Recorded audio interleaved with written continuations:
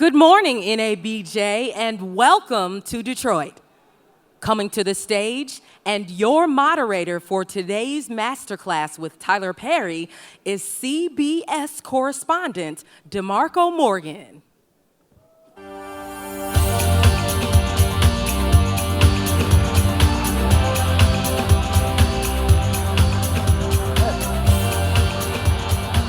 NABJ. A wise man once said that a true leader has the confidence to stand alone. He has the courage to make tough decisions and the compassion to listen to others. He does not set out to become a true leader, but becomes one by the quality of his actions and the integrity of his intent. In the end, you'll find that true leaders are like eagles. They don't flock together. You find them one at a time. Good morning, NABJ. Good morning. Ain't no dead people in here. Good morning, NABJ. I'm DeMarco Morgan, and I bring you greetings this morning on behalf of NABJ, as well as my home CBS News. I hope you guys are in the house. CBS, where you at? I like it. We don't want anyone to feel left out. We all know that Tyler Perry grew up in a black church, right? So I'm going to do something, and you just have to go along with me. Turn to your neighbor and repeat after me. Say, neighbor. Neighbor. Y'all making me a little tired this morning. Say, neighbor. Neighbor. You look good this morning. Now give yourselves a round of applause just for showing up.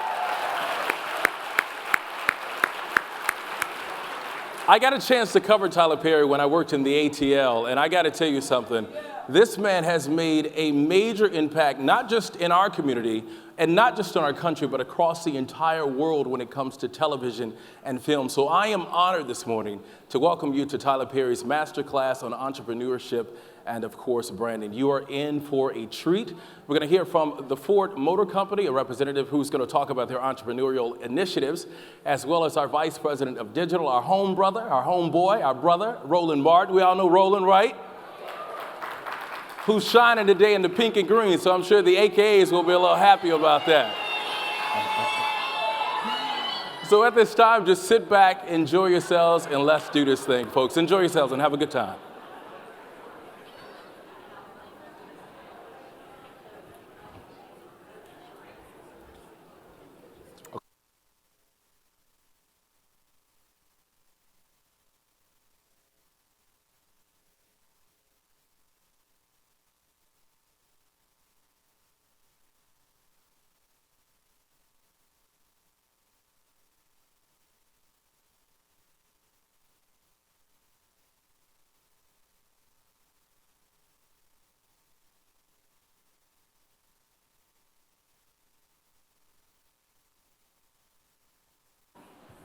Good morning. Hi, everybody. Welcome to the Motor City. I am Raj Register, and I am here representing Ford Motor Company. I couldn't be more excited to be here, not only to represent my city, my hometown, but to represent a company that is born and bred here. I actually went to King High School, so for those that are from Detroit, I went to school down the street, so I'm super excited about that. So today, I could not be more honored and more just excited to see all of you. I was out in the hallway and I saw the line like wrapping around the whole place. And when I had to get escorted in, and so someone, her name was Pamela, Pamela was like, wait a minute. And so I'm like, it's just me, I'm just here to talk about Ford. So Pamela, thank you for holding it down. Okay, so I'll stick to the script. So on behalf of Ford, it's an honor to be able to stand here before you to speak to an incredible group of influencers, media, and icons. I went to the president's reception last night. You guys looked great. It was an amazing event, so thank you for welcoming me. It's even more of a special occasion to be here as a corporate partner. This is something that most corporations you don't get a chance to do, to represent people that look like you in such an important way. So thank you, Pamela. So as a resource and a platform, NABJ is truly a place where connections are made, relationships are forged, and dreams indeed really do come true. I was one of those students. I spent time in the Renaissance Center as a Ford Explorer. My past life, I'm actually an engineer, and then I switched over into marketing. But in this building, Ford Motor Company backed me and my dreams of STEM and really just helped me take myself further. So I definitely appreciate that. So as a partner, when I think of all the many things that NABJ represents, one of the things that I found particularly impactful is just the commitment to education, self-empowerment, entrepreneurship, and just dreams of making sure that all of you have an opportunity to be here in these type of workshops and sessions at this fair. So advancing dreams is something that I mentioned earlier is very important to us at Ford Motor Company. We believe everyone should have an opportunity to realize their potential and their dreams. And that commitment is magnified when it comes to supporting our youth and our communities, and for those that are, youth of color in some of our challenged environments. So our support and commitment and advocacy on issues like financial empowerment, entrepreneurship are just one way to seed into the young lives of, some of you people here. We were just at Essence Festival about a month ago, and we flew in 10 entrepreneurs to pitch their businesses and their ideas for a chance to win a Ford Explorer. And it wasn't about the vehicle, it was just about how can we as a company help these ladies go further. So you'll see that socially online pretty soon, but it's something that I'm very passionate about and I feel, a great deal of connection to. So at Ford, we have a theme called Go Further, and it will be displayed today with Tyler Perry in this masterclass. Like all of you, I too look forward to listening to and learning from his expertise on entrepreneurship and branding. I think you guys are going to be in for a huge treat, and I'm also looking forward to just sucking in that knowledge and learning. So on behalf of Ford, I wish you continued success on your own personal journeys, and I wish you the best in life and your career. So enjoy and have a good morning.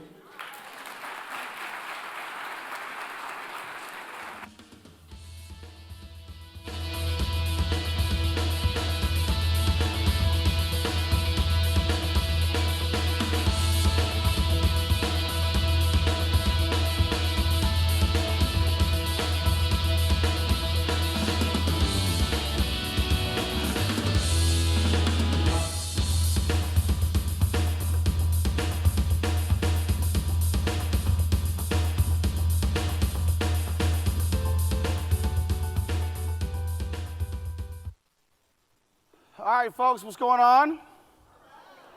Y'all good? So glad to be here. So Melanie Burley, she's AKA. So Melanie tried. I got honored this year at the AKA convention, and Melanie was like, she said, yeah. She said, I'm wearing pink and green every single week. I said, I'm gonna show you how to wear pink and green, Melanie. And so I told her I had something for her, and then of course, when I hit her with the feather pocket square, she didn't know what to do. And then, of course, I hit her with the pink socks. She really was sick. So Melanie, this is what happens when you talk smack to an alpha. All right. So why are we doing this conversation with Tyler Perry? So when the board met here in Detroit in March, we were talking about speakers and coming to the convention. And so as we're sitting in the board meeting, I sent Tyler a text, and I said, hey, our convention is happening in Detroit August 1st through 5th. I want you to come and speak, but I don't want you to come talk about Medea.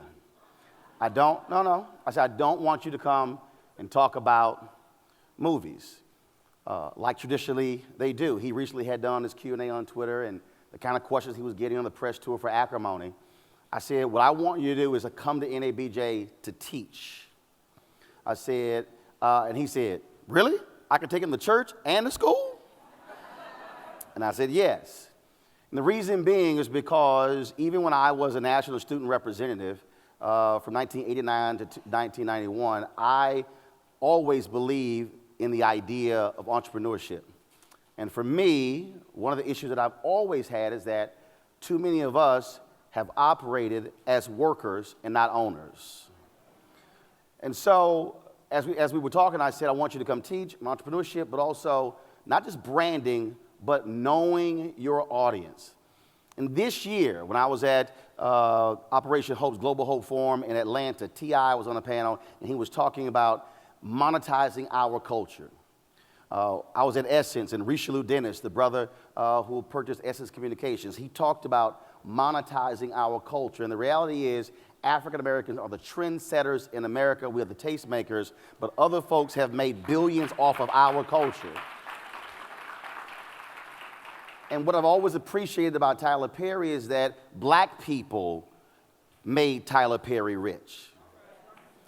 Tyler Perry, and this is important, Tyler Perry did not seek the validation of white America to cross over. He said, no, I'm going to cultivate my people, and that's the reason he has been successful as he has been. And so we wanted to have him come and teach this particular session, because moving forward, that's really where we have to be. Also sitting in front, and let me be clear, I want to warn y'all right now, don't freak out, because he is here to learn. He is here to learn about media, learn about various ideas. Put your hands together for Chance the Rapper.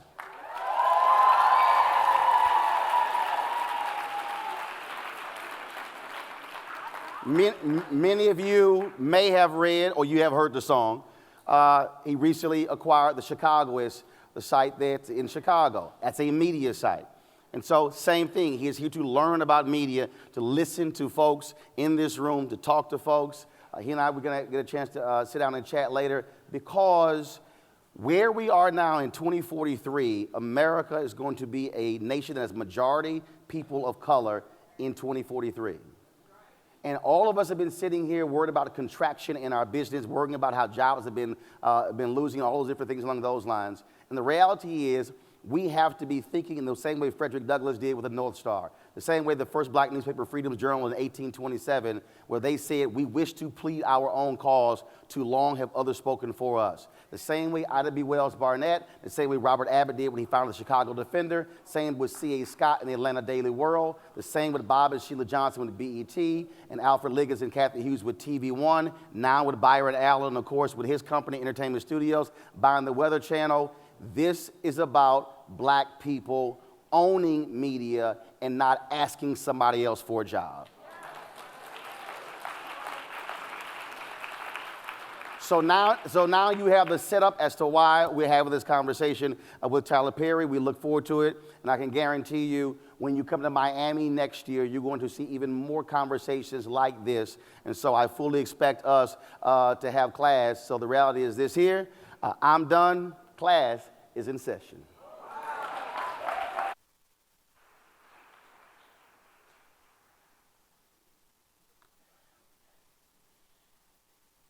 How do you begin to introduce a Tyler Perry, the recipient of countless awards and honors, your speaker of the hour this morning? You know him as a producer and director of over 1,000 episodes of television shows and 18 feature films, raking in more than $2 billion. A writer of countless films and television series and 19 theatrical plays that have grossed over $100 million. As an author of the iconic character Medea in his 2006 bestseller, Medea's Uninhibited Commentaries on Love and Life, and in 2017, Mr. Perry published his second book, Higher is Waiting, which is presently ranked top 5 on the New York Times bestsellers list. You know him as an entrepreneur. Tyler Perry has sculpted an entertainment enterprise, notably acquiring a former U.S. Army base, and has transformed it into Tyler Perry's Studios, affectionately known as Tylertown, Atlanta's premier studio, raking in over $900 million. Hello, NABJ!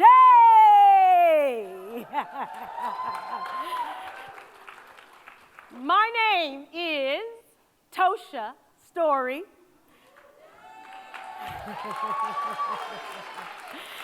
And I got to give a quick shout out to all the Greeks, specifically my sorors, DST. I had to do that. Thank you so much for having me today. I am delighted to share with you in Mr. Tyler Perry's masterclass this morning. We just talked about him as the mogul. I happen to know him as a man, a humane human being. I've had the privilege of, and the honor of working with Mr. Perry on If Loving You Is Wrong, hit series on OWN, as Tilda, and most recently the movie Acrimony as the older sister Brenda. And in my encounter with Mr. Perry, I find him to be authentic, compassionate, hardworking. I mean, really, he can shoot an episode, and does, in one day. I don't think he ever sleeps. Maybe when he goes on vacation, I'm not sure, but he works hard. He is spiritually grounded, so down to earth, and he's professional. He is absolutely about his business. He gets the job done, as you can see with everything he produces and writes. I got the experience of dealing with him in terms of philanthropist. As we know, he is a philanthropist on every level. But quick story. I'm shooting If Loving You Is Wrong with Mr. Perry, and we wrap the session of the series. And at the end of the day, of the workday, and of course we get paid when we work as actors, right? At the end of the workday, he says, I want everybody to get $5, and I want you to sign your name on it, and I want you to put it in this bucket. The first 25 people that I pull, I'm gonna give $1,000 to. I was like, what? Okay. So I'm running, getting $5, we throw it in. He pulls name after name after name, and my name doesn't get pulled in the first batch, but I'm looking at this man going, you don't have to do this. We get paid to work, and now you're giving us the extra. Then he says, you know what? I want to give another 25,000. So next 25 people, and he talks to his executive and goes, let's give another 25. He was like, man, we don't have any more money. He's like, go get it. As they did. And that evening, he gave an additional $50,000 to all of us. And that's such a random act of kindness that he didn't have to do. And it confirmed what I already knew about this man. He is one of a kind. Real quick story on a personal matter. I'm going through a little heartbreak or what have you, and I know him as a counselor. So I'm talking to a friend of mine, Taraji P. Henson, and we're talking about what I'm going through. And,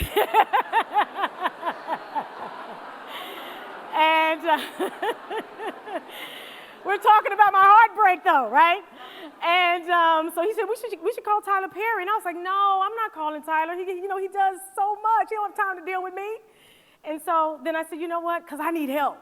I texted him, and I said, hey, Mr. Perry. Well, I said, Tyler, listen, I'm going through some problems. I know you're busy. I know you got a lot going on, but I need to know if you can help me through this. If not, I understand. 5 minutes later, he calls me. What's going on with you? And he counsels me through this issue. And it confirms what I already knew. My God, what a man. And I can go on and on and on, but I won't. So I just want you to know that as this man is not only everything we see him to be, he's so much more as a human being, and he makes me want to be a better person. So without further ado, I'd like to introduce to some, present to others, the producer, the director, the writer, the mogul, the man, my friend, Mr. Tyler Perry!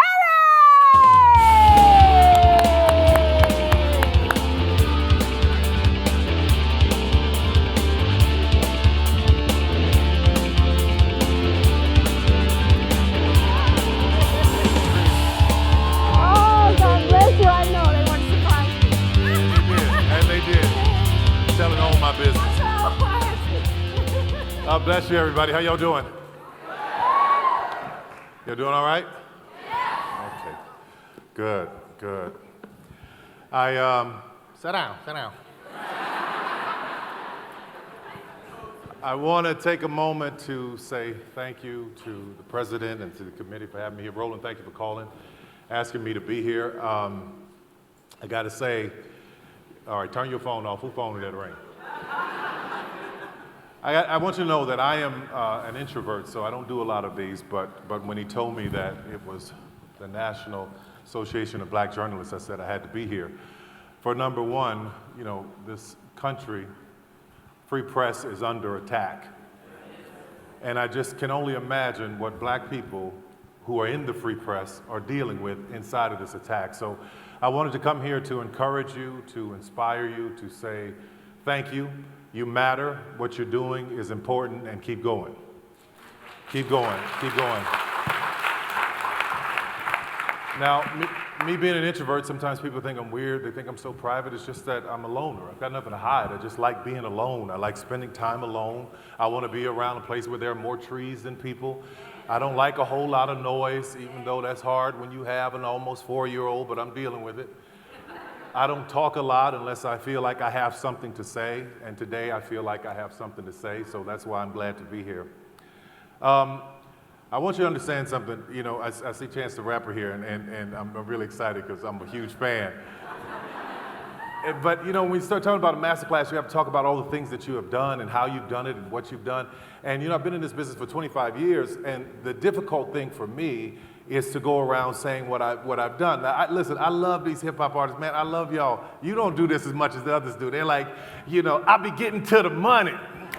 Everybody, man, hey, you know. They can brag, they can boast, they just talk about, yeah, I dropped the top out the Maybach. I dropped the top out the Maybach. I'm not about to cut a hole in a $400,000 car. But I respect these guys because they have this vibrato. They can say what's on their mind. They can tell you, yeah, I did this and I'm proud of it. For me, it's a little bit different. I'm grateful to God for everything he's done, but being an introvert, I'm uncomfortable with talking about what I've managed to do. And truly, it has been incredible. It has been something that a lot of people have wanted to do, but for some reason, it fell on me to do. It's been tough, it's been a burden, it's been hard, but more than anything, I don't regret it. I'm gonna keep going, I'm gonna keep climbing, I'm gonna keep believing for more from God.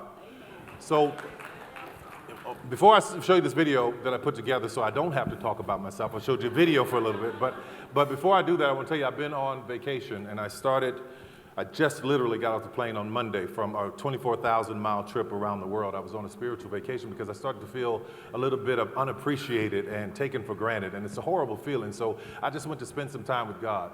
And I ended up in Australia at the Hillsong Church Conference, and I ended in Greece tracing the steps of the Apostle Paul. So if this speech takes you to church, I just need the believers to go with me, if you will. Is that all right? So take a look at this, and it'll show you what I've done. Benjamin Crump, good to see you, my friend. Take a look at this, and I'll be right back to you. Take a look, guys.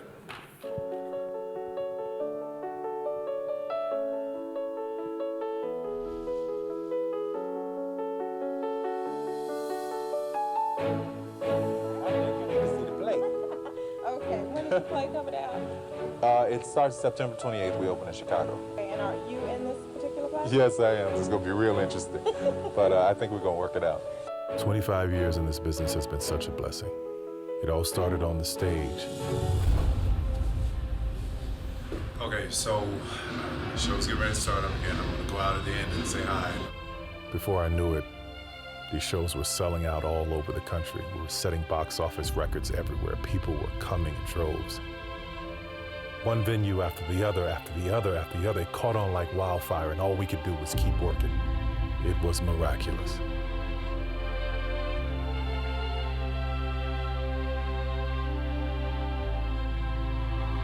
We couldn't add any more seats to these theaters, so I had to find a way to reach more people. That way would be taking it from the stage to the studio to film and television.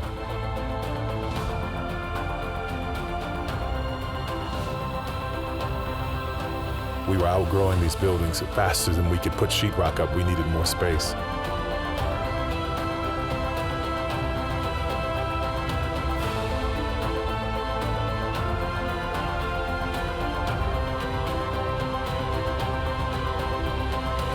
This is what happens when you dream, when you believe, when you have faith, when you pray, and when you work your ass off. So I just finished taping House of Pain. Go to bed. Get right up. Start the whole thing again tomorrow. And then all of a sudden I hit another level.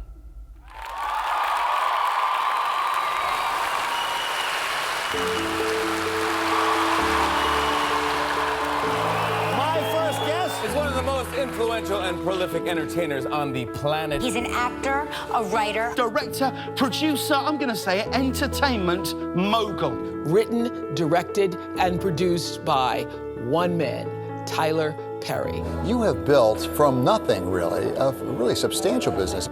Went to all these different studios and networks, and I'm told black people who go to church don't go to movies, so we don't think your movie idea is gonna work. It was a wake-up call, but it also, as negative and horrible as it was also a great thing for me, because those kinds of moments become fuel for me. They become the thing I need to say, I'll show you.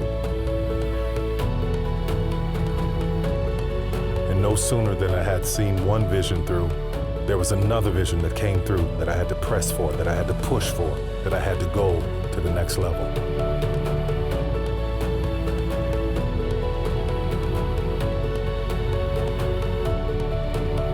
And at the new studio, I dedicated the sound stages to legends of color like Ruby Dee, Cicely Tyson,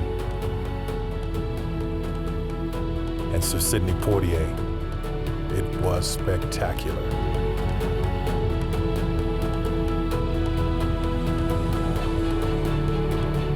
Every moment I've appreciated, every show I've celebrated, every cast,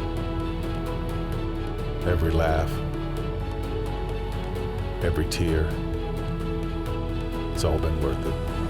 Anything that comes easily may not be as appreciated as much as the things that you work hard for, that you pray for. Father God, in Jesus' name we come thank you for this day, this gift, this blessing, these people. Thank you for this moment. We will never, God, I say again, take this for granted. Tyler Perry has revealed that he's opening a new Atlanta studio on the site of the closed Fort McPherson Army base. I've never seen this. I've never seen a person of color that owned their studio. He owns, okay? It's not like he's leasing. He owns. He built it. He hires folks all through Atlanta, makeup artists and wardrobe people. That's a wrap on this crew, man. Y'all killed it. Thank you. Look at the crew. Look at the crew. Pass the crew up. And it's his, and he keeps expanding it. It just made me so happy. I wanted to use my gift to not only make us laugh, but to make us think. I wanted to use film to not only entertain, but to let us know we don't have to wait for somebody to greenlight our projects. We can create our own intersections.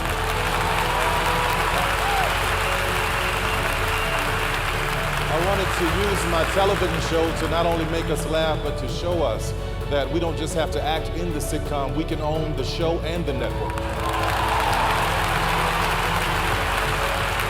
I wanted to use giving and philanthropy to show us that we don't have to be at the end of the line waiting for a handout. We can be at the front giving the hand up.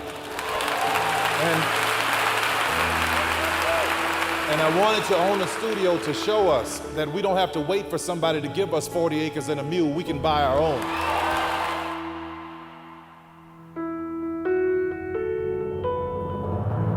Thank you for always reminding Hollywood that I'm your boy and y'all got my back.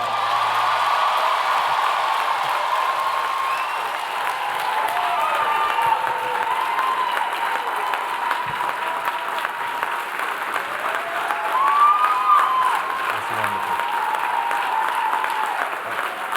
Thank you. Thank you. That is from working with black folks. I got to tell you where all this started for me. When I was very, very young, my father was a subcontractor, and the man had an incredible work ethic. I talk a lot about it, but he had an incredible work ethic. And he would build these houses, and he was so proud of these houses that he would build. He was a subcontractor who had other people working for him, so he would come home on Friday, and he had just gotten paid. He had maybe $1,500, $1,800. He'd bring it to my mother. She'd divide up the money for all the other workers that he needed to pay, and he would get the rest. And sometimes he'd cap $800. And he was so excited about having this $800. Then he'd pack us in the car and say, come on, let me show you this house I built. We all go over and look at the house that he built, and it was a beautiful house. And then about 2-3 months later, we see that the house was sold, and he come in the house, he's talking, he's like, yeah, you know, that house I built, it's sold. Mr. Charlie made $80,000 on that house. And I would look at, as a little boy, look at the $800 he made, and look at the $80,000 that the white man made, and I would say to myself, well, why won't you invest in yourself and start your own business? I remember telling him and my mother that when I got a little bit older. My mother was like, absolutely not. I have paid $116 a month for this house for 30 years. I am not mortgaging it. This house was $16,000. I will not be mortgaging. But got to understand where they came from. They came from a Jim Crow South.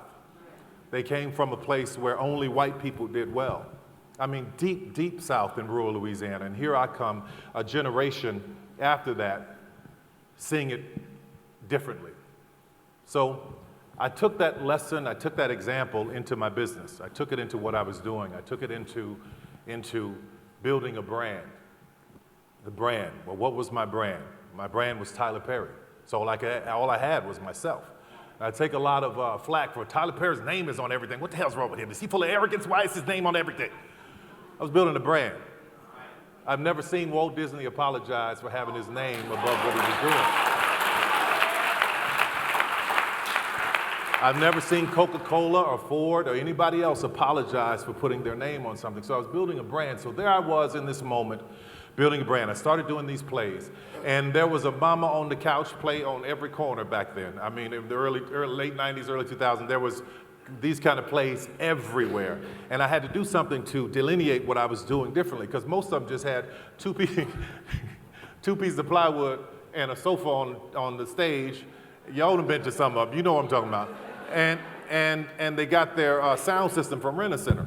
So I wanted to take a moment to try and elevate what I was seeing. So I started working on this brand, and I started doing these shows, and people started coming. Now, the first 7 years, nobody showed up, but all of a sudden in '98, things started to change. And Roland told me not to talk about Medea, but I can't talk about Medea without talking about this moment. So then I get to Medea, this character, ridiculous, over the top, big dude, 6'6" in a dress. What's wrong with him? I heard it all. But inside of the Tyler Perry brand, there was another brand being built that I wasn't even expecting, a Medea brand. I saw Eddie Murphy do the clumps. I said, I'm going to try my hand at a female character and see what happens. And that's what I did. So I started doing the show, and people were laughing. But I was talking about serious subjects. I was talking about serious subject matter. I was talking about things like child abuse, sex abuse, getting over things, forgiveness, and family. And I realized that this ridiculous character and these jokes were the anesthesia to talk to our people about things that had been destroying us that nobody had else been able to do up until that point.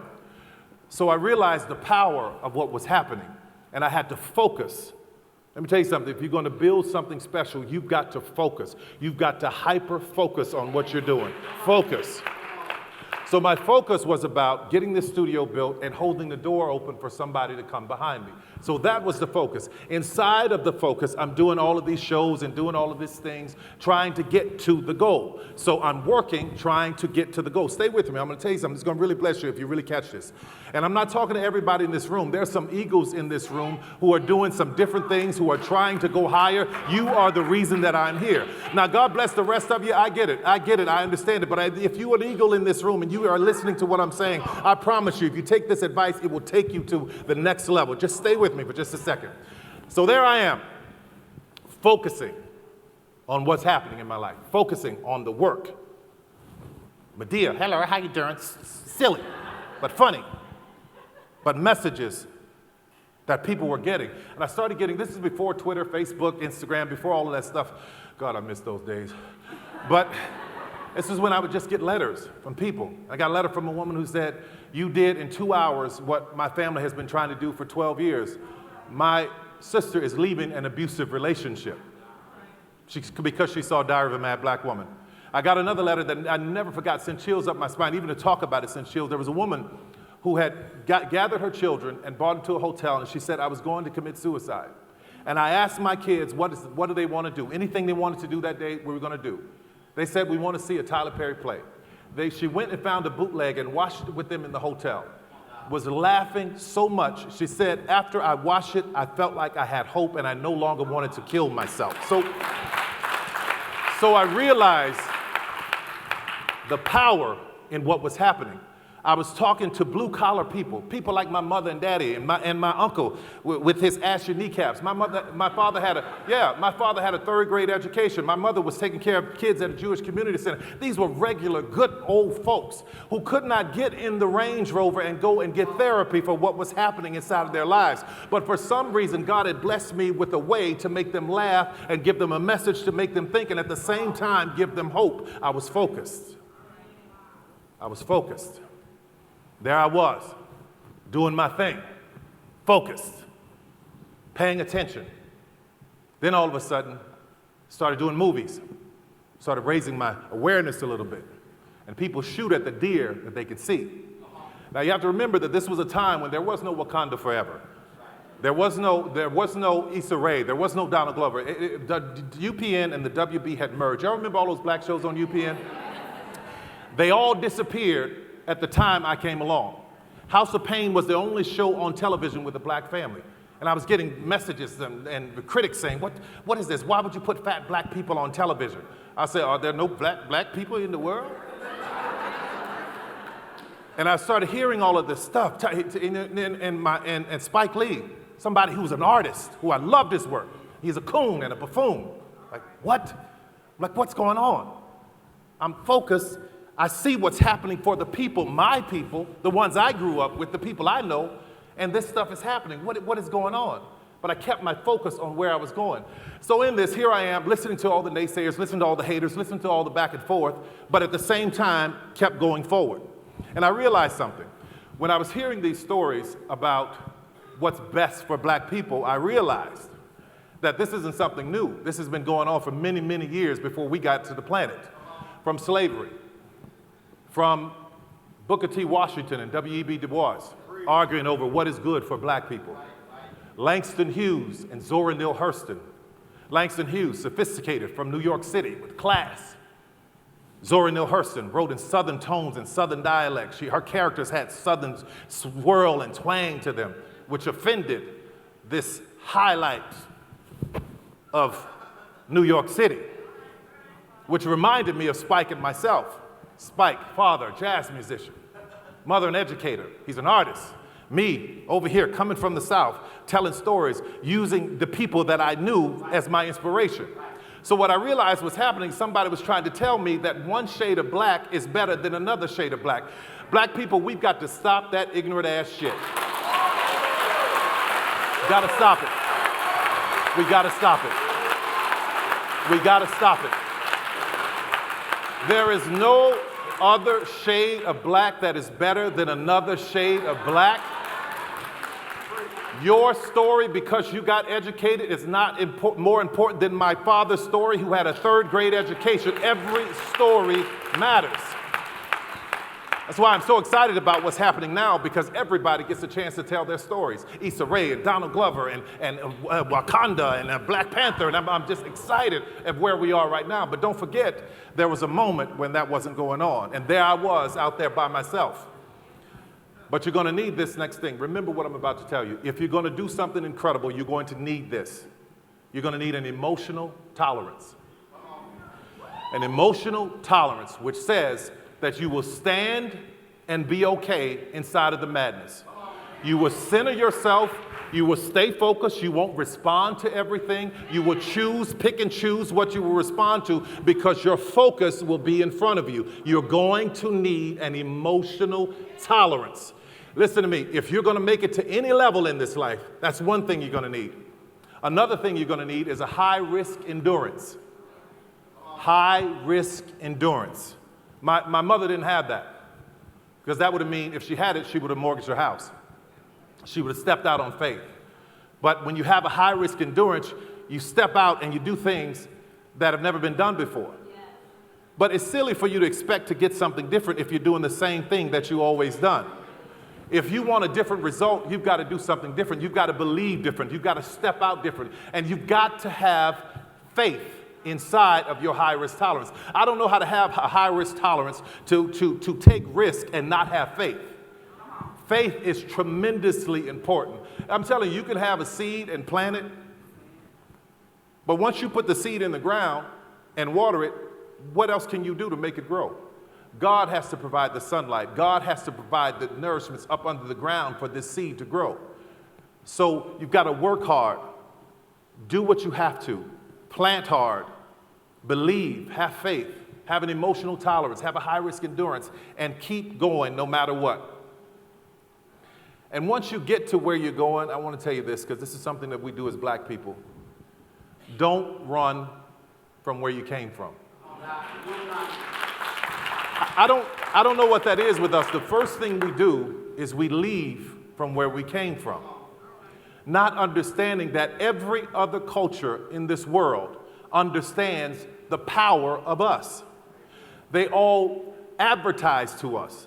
They go in our communities and mine for our money. The first thing we do when we get our income is we leave the community and spend it outside. We don't spend it on us.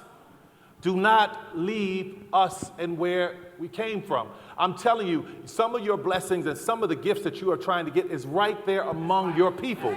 I would not be here right now if it had not been for us. Learn the value of us, because I assure you, they already know the value of us. We got to stop looking outside of ourselves for heroes and become heroes to each other. There are questions that God asks, and I love the questions of God, which takes me to this point I'm talking about right now. You know, God asked a lame man, "Wilt thou be made whole?" He asked Ezekiel, "Can these bones live?" He asked Abraham, "Is there anything too hard for God?" But the thing that he asked Moses is the one I want to bring to your attention. He said, "Moses, what is that you have in your hand?" We as black people have so much in our hand, but we don't use it. We don't use it. We are more powerful than this. We are smarter than this. We are more astute than where we are right now. The reason why you don't want to leave us in our community is because when I built all of these buildings that you saw in the video, every one of them that was built, they were all built in our neighborhood, black neighborhoods, where there were poor people. Even the studio. When the Army base left that studio, it decimated the entire area because it was the lifeblood there. Me coming back in there, 89,000 cars have come through the gate since I opened it. So I'm bringing life back into it. But why is that important? In 2012, when Barack Obama was running for re-election, he called me up, he said, "I'm going to come down to the studio and do a fundraiser." I was like, oh my God. Don't you miss him? Yeah. I miss him. Like, oh my God. You can come to the studio. So he comes to the studio, Secret Service is set up, everybody's there. You've got the barricades along Continental Colony Parkway. I don't know if anybody knows in Atlanta, that's where Greenbrier Mall is. That's the hood. And the presidential motorcade is coming down the street, and you've got little black boys, little black girls waving flags, talking about, "I see the president." But this is why it was so important that I was in that neighborhood, because they saw the black president going to the black man's studio, and they realized what I didn't as a little boy. All I saw was my father working for the white man. So the realization that they could have anything they wanted was so important. That's why we've got to build and stay among our own people.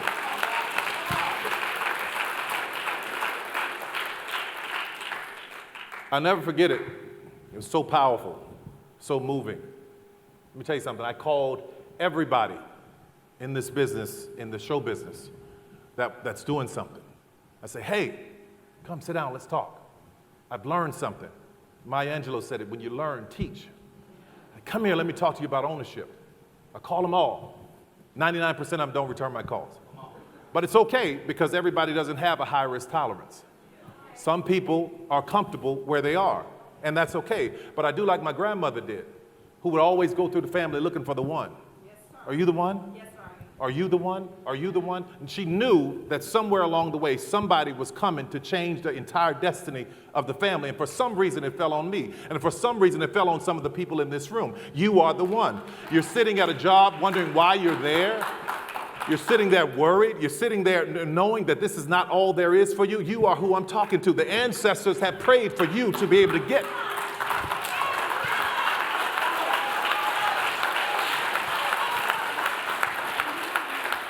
They prayed for you.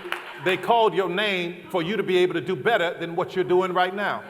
That you have an obligation to not only do it for yourself, but for all the ones who couldn't do it and all the ones who are coming. During this time, when I call them and I say, okay, fine, they don't have the high risk tolerance, it's okay. Back a few years ago, Oscar So White was trending, hashtag Oscar So White, and everybody's calling me, Tyler, you gotta do something. You gotta say something. All these black people love you, you gotta do something about it.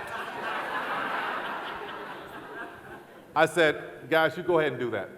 Because I respect everybody who's fighting for a seat at the table, but while you're fighting for a seat at the table, I'll be over here building my own.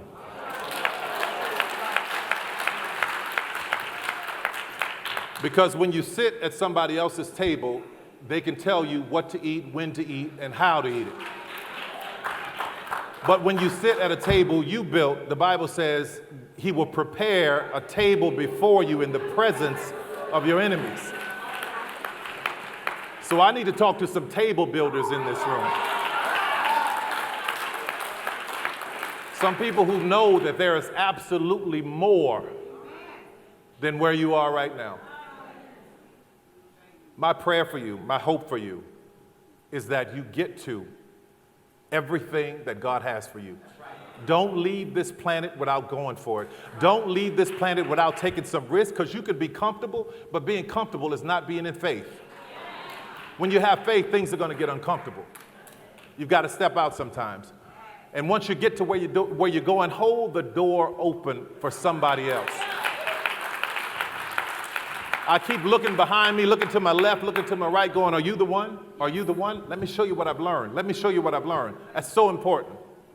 And I want to close and I'm going to leave you with this, and I hope you guys remember what I said tonight. Emotional tolerance. High risk, endurance. That's right. Have those things. Tremendous faith. I want to leave you with this.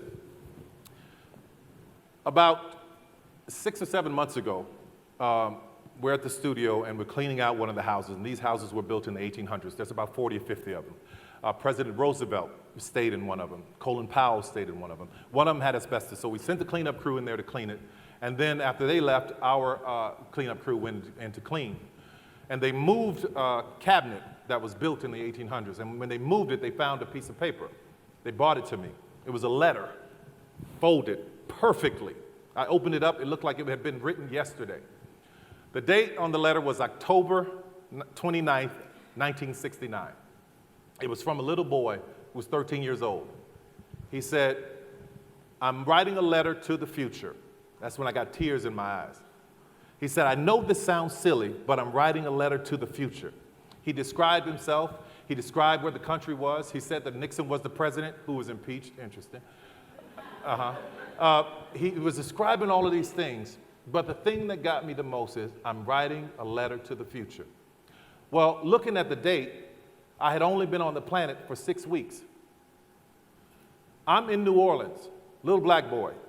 This little white kid is in Atlanta writing a letter to the future on an army base that was once a Confederate army base, established 20 years after the abolishment of slavery. This kid is writing a letter to the future. 48 years later, I find the letter that he'd written, and I realized I was the future he was talking about.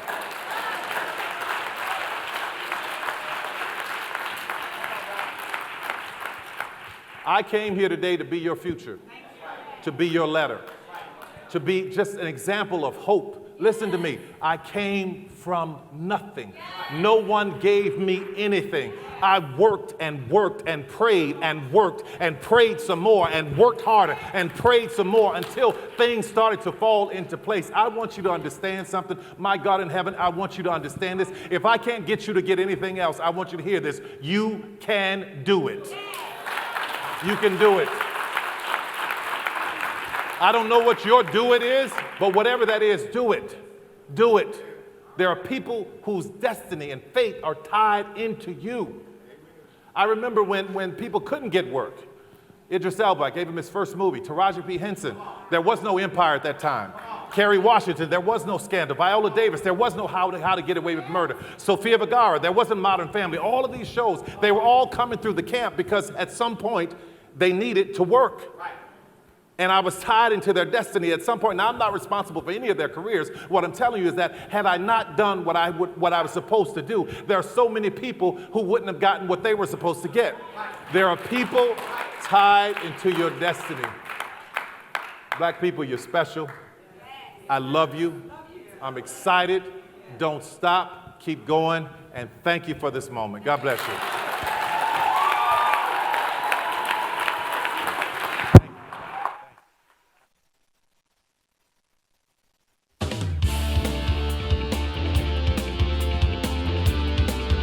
NABJ, we can do better than that. Let's give it up for Tyler Perry. Dude, you're amazing, man. Have you guys been blessed? All I got to say is the doors of the church are now open. Everybody say amen, right?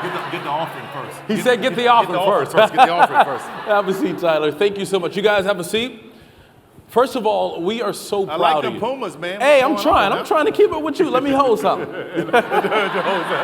First of all, I got to tell you that we are extremely proud of you, and I can speak on behalf of the African American race. I think I have some authority just a little bit today, but also on behalf of every black man, every black boy in this world. You have set the pace for us, and you have opened so many doors and given us confidence more than you will ever know. And I just want to say thank you. From New Orleans, from Tulsa, Oklahoma, from New York, from the Bronx, from Los Angeles, Compton, wherever, you've done it, and I just want to say thank you. Let's give them another round of applause, everybody. Thank you. All right, so now it's time to talk. You know about ATL Shorty. He represents the A so well, pretty much owns Atlanta. That's what I like to say, and owns this world. For those of us who have sort of found ourselves, we think we found our purpose, we've done all that we could possibly do, but it's just not working out. How do you know when to hold and when to fold? I'm not the person to ask about knowing when to fold, because I didn't know. I just knew down inside of me that this thing. Let me tell you something. If you wake up with it every morning and you go to bed with it at night and you can't shake it, and no matter what you do, you can go get a job, you can go travel the world, it is still in you, it's in your heart, it's in your presence. You'll never be able to shake it. So go for it. Go for it. And at least for me, if I wouldn't have, I don't know where my life would be, man. I'd be so miserable. So I tell people, go for it. I'm not the person to ask about when to give up, because I don't know. I'm relentless. I love that. Yeah. So when people do say that, I've done everything, I'm hitting a brick wall, when do you know that that's your purpose or you need to try something else? Or do you just say, just keep going like you said? Because my mother, of course your grandmother, raised you and was a big influence in your life. She always said that God would never put the desire in your heart if it wasn't his will. Yeah. What's your answer to that? Well, that depends, because there's some desires in the heart that ain't his will. but no, all I can tell you about is for me, like during the plays in the early days, I mean, man, it was tough. It was tough. I would go out and 30 people would show up. I had my rent payment, car payment, everything, ended up homeless out on the street. I was doing one performance a year. I would go get a job and they would tell me I couldn't take time off to go do the play, and I would have to quit because I would hear the voice of God say, quit, step out on faith. But it was a different time for me that I didn't have a child. I don't know if I could do it if I had a family and a child that I was concerned about. But in that time, it was just me by myself. So if I'm going to sleep in my car, then so be it, because I'm going to see this thing through. And I love to be able to go to God and say, listen, I did everything I could. Now, where are you? When you lay that out like that, when you know you've done all you could, then what else can you do, right? Wow. Yeah. So make sure that you have exhausted every effort to get there before you say, I'm done. All right, and don't let people, let me tell you this. Talk about people. Don't let people stop you. Don't let naysayers stop you. Even the people that you love. My mother told me, listen to me, my mother loved me more than anything on this earth. And my brothers and sisters will tell you I was her favorite child. And they will. And when the play didn't take off, I was at home, I was upset, and I had rented a van to drive on her credit card, Lord have mercy, and didn't make the money to pay for it at the play. and it was $300. She cussed me out left and right about that $300. And she said, stop doing these plays, you're never gonna make it. Go get you a job at the phone company, making you about $300 a week, and your life will be all right. But that was her vision for me. That was where she came from. But I know that what God had for me was way more than what the person that loved me the most had for me. Do you understand? As far as the vision goes. So years later, when I was doing really well and taking care of her, and got a new house, she said, babe, I'm so glad you didn't listen to me. Right, yeah. So how do you be true to yourself when it comes to branding and sort of not being concerned about people who may call you a sellout at some point? Yeah, focus, number one, complete and utter focus, and realize the purpose of what you're doing. If what you're doing is helping and uplifting and motivating, and you see the purpose and you're clear about it, then you have to drown out the noise. That's that emotional tolerance I was talking about. You've got to drown out the noise to be able to go for what you're doing, because if you start to get swayed by people's thoughts and opinions and what they think and what they say, then you're going to end up in another direction. It's like the wind. It's a boat without a rudder or a sail. If you're trying to get to a destination, you can't get there unless you have the right sail and the rudder. So when the wind blows, you can stay on course. Otherwise they're going to blow you every way that they want you to go. So what about having people in your corner? You Yeah. didn't get here alone. You got here with the help of so many people. Right. How do you know how to sort of rid out the good versus the bad? Well, it's not even good as bad as much as it is just people that are there for a season. Some people come in your life, I say this in my book, some people come in your life for a season, and you have to understand that. I think we get in trouble when we try to take people to levels that they are not ready for. They were only supposed to be with you for a moment to help you at this level of your career, and now it's time to graduate to the next better level. preach, man. No, really. It's time to graduate to the next level, but we feel so much loyalty and so much of a sense to them because they came along with me. But if you drag them up to that altitude, I don't know if you know anything about altitude sickness, but people who can't breathe at certain air will die. So you can't pull people up to another level that they're not ready to go. And listen to me, I've had to make some really hard choices with some really good people that I cared a great deal about, but I knew that they couldn't take me where I needed to be. And does that include family? Oh, for sure. For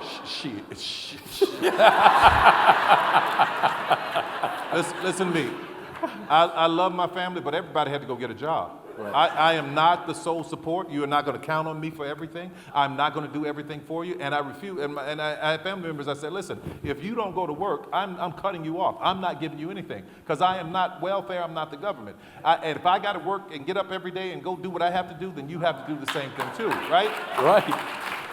And yes, and it's the same way with family. And some family members, you can't choose your family.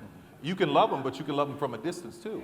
And there are a lot of my family members that I've had to learn to love from this. They call me, I'm like, yeah, I'm here, you need something, let me know. But I can't have you in my life because you're toxic, you're poisonous. And there's nothing wrong with it. People's like, what's wrong with you? You're getting away from your family. The hell with you, I'm happy. I'm happy, I'm not gonna do that. I'm not gonna do that. So tell me this, how do you handle criticism? Of course we have naysayers, those who don't believe in you. Somebody's always got something to say. How do you handle criticism? Look for truth in what they say. Look for truth. And that's the problem with our president. He can't look for truth in criticism. Look for truth in what they say. If somebody's criticizing you and you see it, and listen, don't be afraid to ask yourself, is that true? Like when people say about you, Tyler, your shows are simple. They're simple. These plots are simple. They're so I'm like, yes, I know they're simple. You know why they're simple? Because when I was on tour, I would ask, who's the oldest person in the audience? Somebody in the balcony would say, I'm here with my grandmother. She's 85 years old. I say, who's the youngest? Somebody said, my daughter's here. She's 2. I was speaking across generations. I was speaking across class. So what I had to do was keep a very simple message and a simple plot and a simple twist. There were other people doing more complicated things, and that's great. I was building a brand and focusing on my people, so I was writing in a way that they understood. So when they say it's simple, that's true, right? But do you want to know why it's simple? Do you understand? So look for truth in it. It's like eating a steak. Eat the meat, leave the bone. Whatever's vitriolic and negative and horrible, leave it. But if there's truth, take it in. Store it away. Next time you do something, think about it. Go back and look at it. Maybe I need to pay attention to that. Eat the meat and leave the bone. Yeah. All right. Yeah. How do you handle failure? Haven't had any. Haven't had any.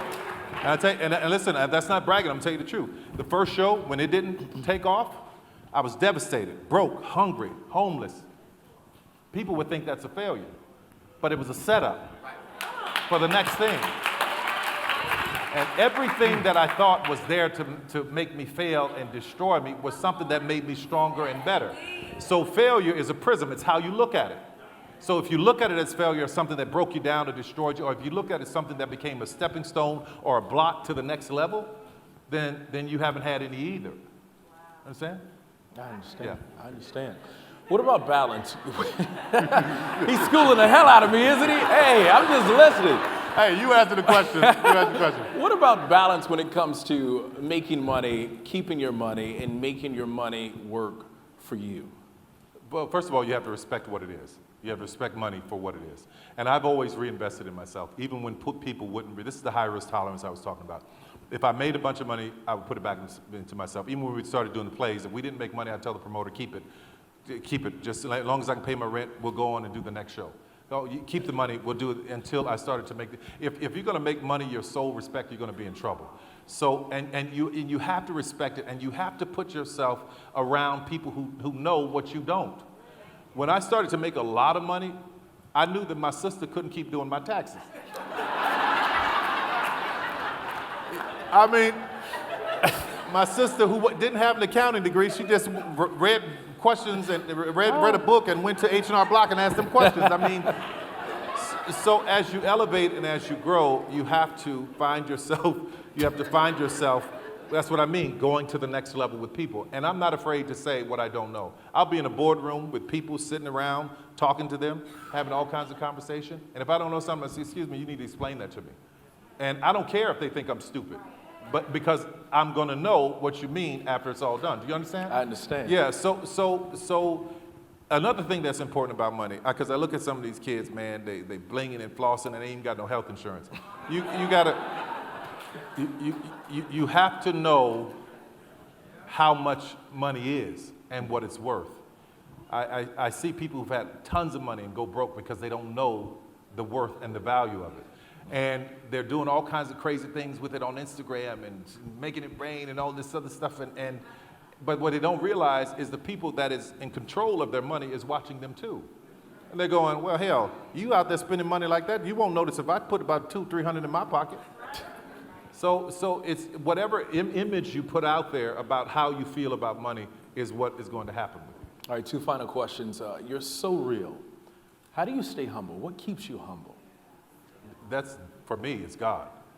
Knowing that I could not have done this. I look at that tape, man, I get so emotional because I'm like, I could not have done this. All I did was work really, really hard and believe, right?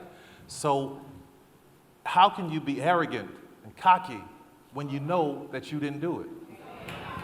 When you know that God did it. And the Lord giveth, he could take it away tomorrow. How can you be arrogant inside of that, you know? So I'm humbled by it and I'm grateful for it. Man, I tell you, I'm grateful. And how has fatherhood impacted your brand? Yeah, this kid, man, Yeah. this kid. I've never known love like this in my entire life. And I mean, and he looks so much like me that when, I know you guys never seen a picture of him, but that's on purpose. But when I'm talking to him, I'm healing myself as a little boy. When I grab him and say, I love you, I'm telling the little boy that I love you. We were just on vacation, and he said, Papa, look, and he'll run, he'll dive in the pool, something I'm still scared to do. And he'll come up and he'll look for approval from me. And I make sure I'm light up so that he knows that his father sees him. To see him, I was a kid who was never seen. So to see him and to know that he's loved is so important. So he's incredible, man. He's been a miracle in my life. I'm grateful for him every day. All right, now, let's give him a round of applause. How old is he? Almost four. So tell us this. What projects are you working on? Because I'm ready for the TP plug, of course. I know you got a movie coming out in November. You ready for what? Tyler Perry, the TP plug. That's what I call it. The what? The TP plug. Tyler Perry. The TP plug? TP plug, I don't know what that means. Explain that to me. Tyler Perry, I want you to tell us about your projects that you have coming up. Oh, you want me to plug it? I get it. Okay, thanks. Let me tell you something. See, we had a good moment back behind the stage. I knew he was going to find a way to get me, Tyler. Yeah, that's Tyler okay. Perry, what you want to call it? Right now, this Nobody's Fool with Tiffany Haddish is coming out. And Whoopi's in it, right? Listen, Whoopi Goldberg, there's a special cameo in it that's a really, really amazing surprise. Tika Sumpter, Omari Hardwick. And it's a rated R movie, very different from me because I let Tiffany just go off. It's extremely funny. Is this your first rated R? Your first rated R movie? No, Acrimony was a rated R movie. Okay. Well, so it's the second one. But what I'm excited about is that where I am in life right now, I'm 48 to be 49 this year, going into 50, and as I said, holding the door open for somebody else. That's what I'm excited about now. I'm excited about all of these people coming up, and if I could just get a few of them to get together, like Oprah and I came together, if I can get a few of them to get together to start to work as one unit, like they've done so much in Hollywood, it would change the game. So my hope and purpose is that I'm able to do that. All right, and I'm glad to say that two of your closest friends, Oprah and Gail, they work for CBS News. So we'd welcome you too if you want to do something with us. CBS? CBS, yes. We are in the house. Let's give very Tyler much. Perry another round of Thank you applause very if we much. can. Thank you.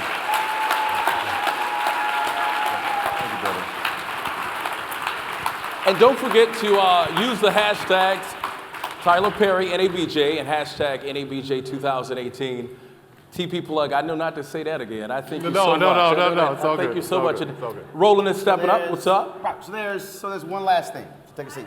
One last thing. One last thing I want to say that while he's here.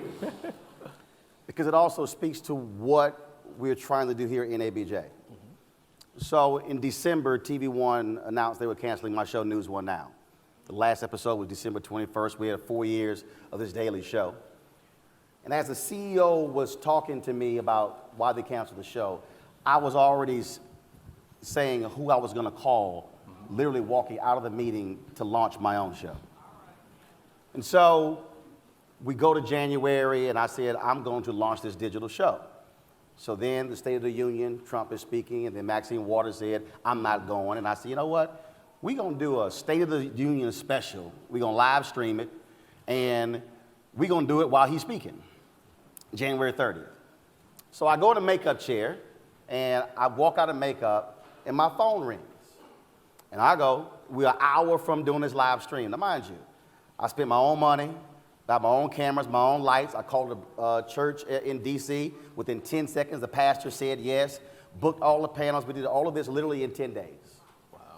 So, phone rings, and it's Tyler. I need y'all to understand, I've met Tyler, we've taken pictures, I've seen him, but we had never actually had a conversation other than just, hey man, how you doing, how's it going? And I actually have never even interviewed him about any of his movies. And Tyler says, he said, man, I'm sitting here watching your clips on YouTube. And he said, you are our voice.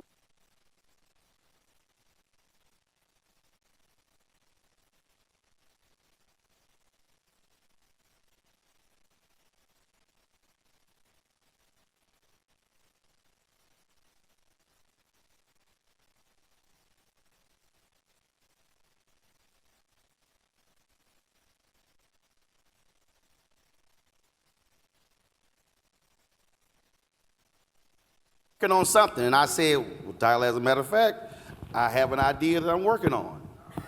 And he then began to encourage me about it, and he said, I'm working on this, and I'm working on that. He said, here's my number, lock me in, I've got your number. And again, I don't know how Tyler got my number. Because we never exchanged numbers. That was January 30th. Then I get asked to rejoin the board as Vice President Digital. It was March 24th when I'm sitting in a board meeting when I text him. But the point of all of this is that with all stuff that he's doing, he called to encourage me to continue to do what I do.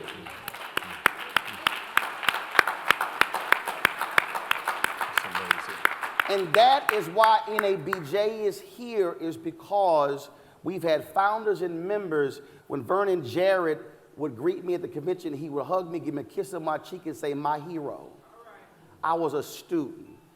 So I want all of you folks who are new members to understand why this convention matters. Say that. Because it is to encourage you, it is to help you, It is to teach you, and I say NABJ is literally your therapy session for the hell you got to deal with for 50 weeks. And that 51st week, you can't wait to go to the convention, because when you are in this sea of blackness, when you are in this sea of love, it matters. And so we're going to do this here, and I saw him do it with Bishop Jakes. So if you are not a believer, that's fine. The prayer's going to still cover you.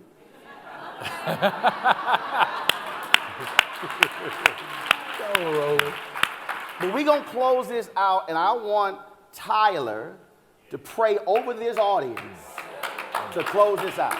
And Tyler, before you pray, so we can make sure we do our homework, don't forget the hashtag, and also Chance the Rapper is in the house. We're very proud of him as well for what he's done to our community. So thank you very much. Take it away, Tyler. Okay. Father God, it is with great reverence that we stop at this moment to say thank you. Father, we take none of this for granted, but we bless you for your anointing and your presence and your gifts. God, we thank you that you have blessed us. We thank you for your kindness. We thank you for your mercy. God, we thank you that we are standing where we are. Father, I pray right now that the words that were spoken here today will become seeds of life to your people, that they will grow up over their minds and take them into places that they've never been before. I pray that the Holy Ghost will continue to comfort and lead us throughout these dark days, God. We know that you are always the spot of bright light for us, no matter how dark it gets. We thank you for this convention, God. We thank you for a moment to fellowship one to another. You said where 2 or 3 are gathered, you be in the midst. So right now, God, we thank you that you're present here, that you are hearing us, that you every request that is in this room, God, you are making a way for. We thank you right now for this moment again, God. We'll never take it for granted, and we marvel at who you are. Bless us, keep us safe. As we travel home, we travel in your name. Thank you, Lord. In Jesus' name we pray, amen. Amen. Amen. Amen. God bless you. Tyler, thank you. Yes, thank you so much, man. Absolutely. Thank you. Absolutely. Thank